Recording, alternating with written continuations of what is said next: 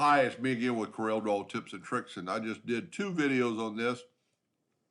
And I was actually watching my own video, and I'm going, why didn't you just do it this way? If you remember in the last video, I grouped all this together. So I'm actually going to ungroup it for just a second, and I'm going to take my circle, and I'm going to take it out of the way. Now here's the key. If you watch the other videos, I did these individually.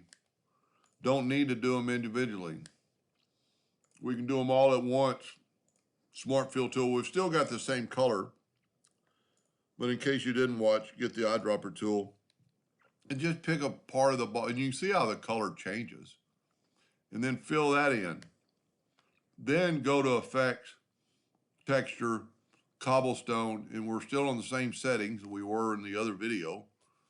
It's going to take a little bit longer because it's having to do the whole ball now, but this is a lot quicker and probably a lot better. So now we have that same effect. It almost looks like sandpaper.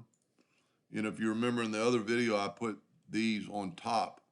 So now we need to see if we can't get another ring.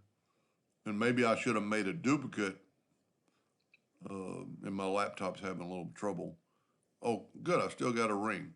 So we can take this and put it back, go ahead and group it together, Control G, and then make sure it's on go to object order, front of page.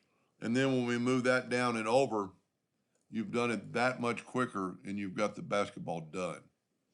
And it looks like, that almost looks like a real basketball. There's probably some graphic artists out there that could do a much better job, but I would be pretty proud of that. And if that could print, I don't know anything about printers, but if it could copy that, and surely print on, a paper or something that would show up.